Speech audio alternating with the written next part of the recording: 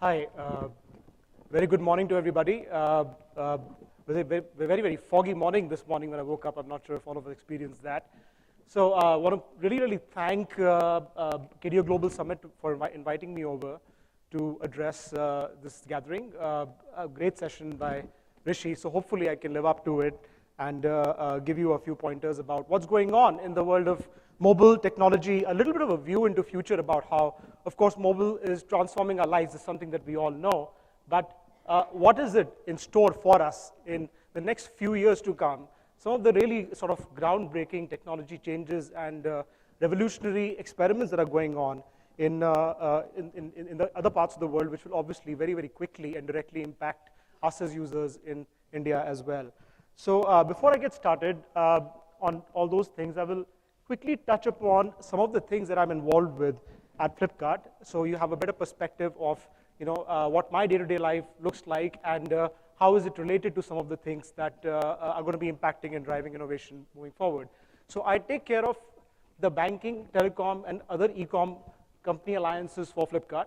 So the way we think about alliances overall is that we thought about the overall consumer base in the country, and we very in a crude and a fundamental way try to divide the entire population of the country into three broad parts.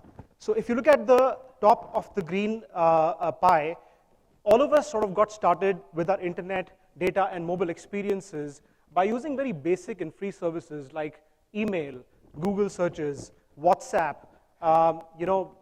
These are very fundamental things that really start getting people involved with a certain platform. And then we start moving into things like commoditized transactions, which are at the absolute core of our need bases. And these are, of course, things like possibly starting to do net banking, possibly doing some money transfers, possibly doing a mobile recharge. 94% of the telecommunication user base in the country is on the prepaid SIM card format, so mobile recharges, IRCTC, ticket bookings, all those things start happening. And that's a large base that is graduating from top of the funnel into the next side of the funnel, and then comes a more mature sort of convenient use case, which is shopping, because we still have a lot of shopping options available with us at the corner of the lane that we live in. So we thought that how can we actually should we go and do carpet bombing as far as marketing is concerned and start try to reach out to the entire base of internet users out there in the country, which could be a terribly expensive proposition, or we somehow try and do some kind of alliances and partnerships with people who are in the middle of the funnel, which are already seeing some groundswell of the people who are doing transactions and showing that behavior of online transaction, and try and graduate them into the next side of the funnel. So alliances comes very handy to talk to banks. So we do a lot of cashback transactions. During big app shopping days, for example, if you have an SBI card and you use it, you get a 10% cashback. And you'd be surprised to hear the to put that in perspective, the population of the country of Norway is 5.5 million. So we're adding a new Norway to the Indian mobile internet traffic ecosystem every month. And this is only going to keep getting outpaced. There'll be more digital photographs that will be taken just this year in 2016 than have been taken by all the film cameras combined in the history of the world. That's how powerful this technology is. The cost of smartphones, as we all know, has dropped to under $40, $45. Used to be about $600 when the technology really came around. But just because of the sheer volume of the billions of mobile phones getting produced and the components getting produced and the cost because of economies of volume coming further and further down, is starting to become extremely affordable. Like I said earlier, 70% of the data flowing through the smartphones and not through the laptops. Size of the commerce industry in the country today, as we speak, is close to about $15 to $16 billion. And like Rishi said, by 2017, it's going to be close to about 22 to 25 odd billion dollars. Usually, whatever the predictions are, this specific format, specific industry has shown that it usually beats the projection. So hopefully, we'll get there faster than what is projected. There is going to be an entirely new set of connected ecosystem that is going to be evolving with mobile phone as the linchpin, as the central piece connecting the entire world. And I'm sure a lot of us have heard about where the world is going. when it comes to IoT, Internet of Things, and various other things. But really speaking, everything that we know of, that we interact with in our daily lives, may it be refrigerators or televisions or toys for that matter, or our garage doors, are going to be connected and much smarter. They're going to, so your refrigerator is going to know that your loaf of bread or a certain vegetable has, by the way, run out, and you can program it when you buy that refrigerator, so it'll just automatically order it from Big Basket without even telling anything, and the stuff will just arrive automatically next day. Your air conditioner will know through a motion sensor that, by the way, you just walked into the house and the temperature outside is more than 28 degrees, so it needs to be smart enough to switch on without you needing to ask it to do that. Your cars will know that you are about 100 meters away from your house, so the garage needs to start opening up automatically. And all these things will stop taking less and less of your mind share because they just will work for you. And the connectivity linchpin piece for all of this is going to be one single device, which is your mobile phone. Location awareness, again, an extremely, extremely powerful concept. We spoke about earlier how through an initiative at Flipkart called Geo, we are able to give user an option to figure out that whether this particular sock or a particular dress is available with a seller which is very, very close to what my current geolocation is, and that will help him to reduce the delivery cost to you as well as the time in which it will come to you. There'll be various different use cases because of which the security systems are going to become much smarter because the system knows what your current location is, and maybe the help can come to you very, very quickly, which otherwise you will not be able to explain to somebody where exactly you are from a lat-long or latitude-longitude perspective. Can somebody tell me what exactly is this? Has anybody seen this? Obviously, sorry, who said that? Exactly, so that's a beacon. Great. So what a beacon exactly is it's a small device that can be planted on any wall or any little desktop or whatever it is, and through the Bluetooth technology, it interacts with your mobile phone to tell whoever the installer of beacon is that where exactly you are. And through that, they can push certain messaging to you. They can tell you exactly what your location is in a mall and push any kind of messaging that is possibly wanting to be communicated to you. If some of us have seen this movie called Minority Report by Steven Spielberg that released a few years back, you see Tom Cruise walking through the aisles of a subway railway station, and these messages are popping to him, talking to him in a very, very personalized way.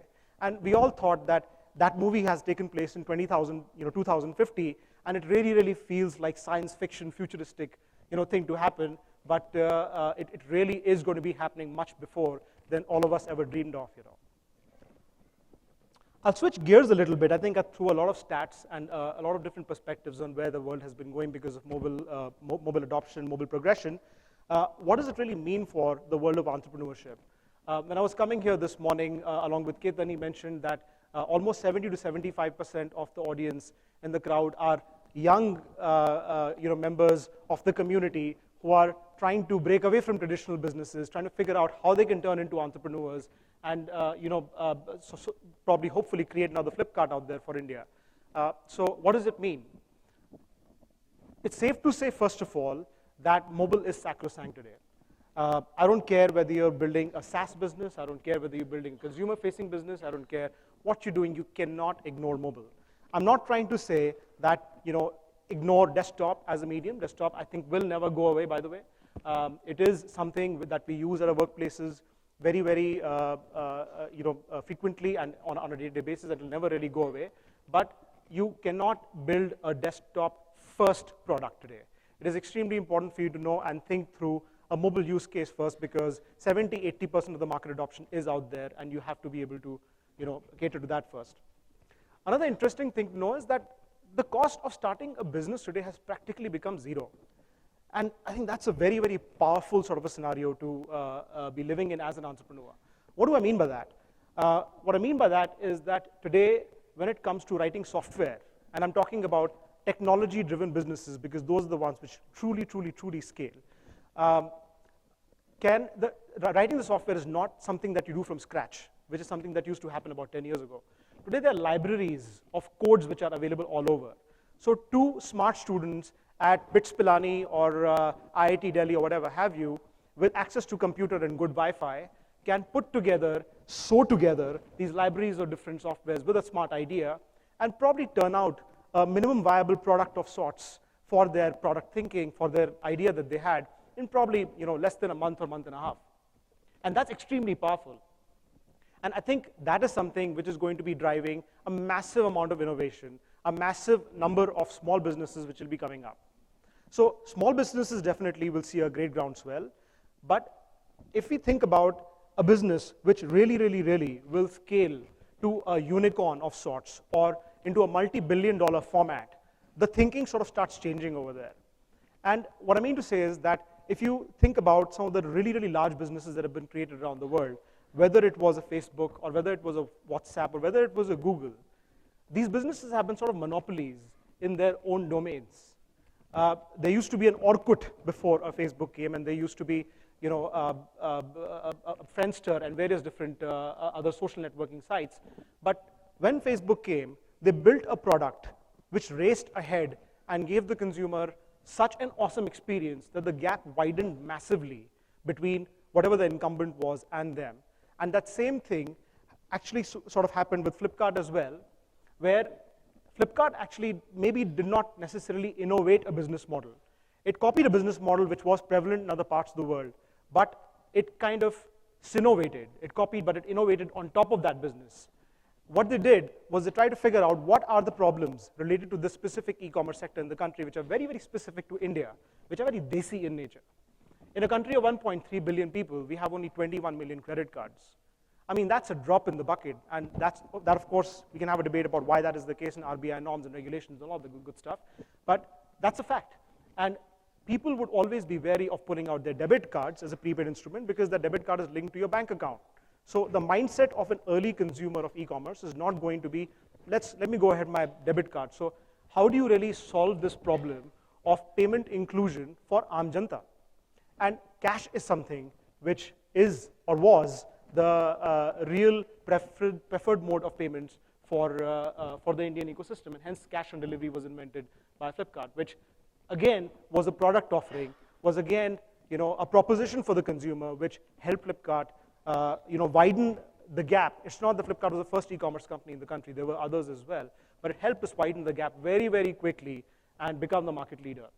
Another example of the same thing could be logistics. So none of the big e-commerce players in the world are known to have their own logistics arms. But Flipkart saw that the existing logistics companies, whether it was Aramax or Blue Dart or whoever have you, were not really ready for a truly scaled e-commerce ecosystem to support. And of course, without logistics, they cannot be digital commerce. So they gave birth to their own e-commerce company, which had massive technology integrations, APIs talking to the main platform, which gave them a total control, complete predictive control on the turnaround times to when the consumer is going to receive the goods, etc. And again, that is something which helped us widen the gap with the incumbents and the players that were already existing in the system before that. So by the way, it's not all rosy. It is getting incredibly tough because A, the cost of launching a business is practically becoming zero, and it is becoming very tough for any startup to get their app into the user's mobile phone, and even tougher to actually retain that app into the user's mobile phone. The cost of advertising, the cost of communicating to the user are becoming increasingly high. And the only way for you as a startup to think, like I said earlier, is to think about the product first. Think about what is the real compelling reason for the user to retain my app and actually not uninstall it. Am I going to be able to continue building upon that product and continue adding better and better incremental value so I can become that next unicorn which can widen the gap with whoever else is there behind me. Entrepreneurship, of course, requires a significant amount of mentoring. I sort of recently went through an experience where a friend recommended these 2 entrepreneurs who were trying to start up a business but were having trouble thinking through what the business idea was and how to actually go through implementing it. Went through a series of sessions with these people, where we said that let's look at about 7 or 8 different ideas. Let's brainstorm at each of the idea, probably try and shrink those 8 to about 2 or 3, where we would be really, really locked, in terms of trying to figure out which one is it that we should really go for, and maybe build a deck or a presentation which could be, shown to some real investors who would tell us that if they were to invest, which one would they invest in. So businesses and startups are something that the entrepreneurs and founders are going to be living with, and breathing and sleeping for the next 4 or 5 years of their life. So it's important for the entrepreneurs to really think through extremely hard to figure out what is it that hail come storm, and it'll be a roller coaster ride. The world would have changed by the time you are ready to launch the product. You would be able to live through all kinds of turbulent times, moving forward. I'll touch upon a quick cliched, statement that I think healthcare and education are also going to be fundamentally transformed, which are obviously at the base of our needs as consumers. To give you an example, how healthcare could actually be transformed through technology. Today, some of us are wearing these Fitbits or these smart watches, and very, very soon, these gadgets, which are again, controlled by your centerpiece of smartphone, will have the ability to analyze your nutrition. They'll have the ability to analyze your sleep patterns. They will have the ability to analyze your cardiovascular health, your blood work, your genome, and all these different things which control our bodies. And there's nothing more important to all of us than our health is, of course, right? So today, when I fall sick or something happens to me, I go to a doctor, and the only thing that doctor really knows about me is what has happened to me yesterday, right? So there is a pain in my knee or something like that, and the doctor is probably going to take the X-ray, which is going to tell him, what has happened, how my knee really looks like right now and right then. But what if there was a full log available of my entire health history, which these devices are tracking on a day-to-day basis for the last 3 months, and that rich data the doctor will be able to see is going to help him diagnose my health and my body state much better, and hence my treatment and what he prescribes to me will be a lot more sharp and laser pointed. So I think the life expectancy, the world of healthcare is also significantly about to change because of these technologies being driven. Education is about to change. I seriously do think. There's a company called lynda.com, which about a year back was acquired by LinkedIn for about $1.5 billion. And all they did was basically have online tutorials. And there are several companies who are doing that. There is a company called Remind in the US, which recently got funded about $70 million. And what they did was they created a closed loop chat app in which teacher could chat with her students or with parents of the students. She could disseminate the marks or the score sheets or the homework assignments or whatever else is happening in the school through that, and various other use cases which teachers might be finding challenging on a day-to-day basis in a non-digital world would be solved through technology solutions of this sort. So the world of technology, education, and healthcare is really about to change, as we will see happening in the next 2 to 3 years. Again, Rishi spoke about it. A lot of the stuff that he said and I'm saying is fundamentally driven into something called analytics. And I personally never really realized the power of analytics till I came to Flipkart. They say that 93% of the data that exists about you out there in the ecosystem and in the world is actually not organized. So if there were systems and businesses which could, say, organize data only for the healthcare sector, there could be a business that could be developed to analyze data only for the defense sector, for example. This data could be very rich for us to give massive insights into users, into different businesses. And we are seeing that happen into large. There's a business called Palantir. I'm not sure how many of you have heard of it. Recently got funded at a valuation of $20 billion, who's collecting data about the entire American user base and helping the defense and the government of the United States to do various different kinds of predictive analysis for their politics, for the defense systems, etc., around the country. So analytics is a very powerful area of study that is evolving, and I would encourage some of the entrepreneurs to take a look at it. At Flipkart, of course, needless to say that we have a very heavy mobile-first strategy. We see a much more captive and engaged audience through these devices, and there's a whole bunch of analytics that we run on that on a day-to-day basis. In fact, one of the initiatives that I'm also driving currently is something called growth. What that means is that can I do an experiment on a certain cohort or certain set of users to figure out what is the propensity, what is that excites you, and change my entire marketing communication to have you, to serve you better, to make it much more contextualized, personalized, and relevant to you. So we see a lot more richer data coming out through mobile app. There are various different features in our app, like Ping, which is a chat, which is built into the app, image search that we spoke about earlier, and various other things which can help us, make the app much more engaging with the users than a desktop could possibly ever be. I already spoke about this. Most importantly, we're thinking very hard about building a mobile-first product. Some of these I already spoke about. So I think that's about all I had to say. Thank you.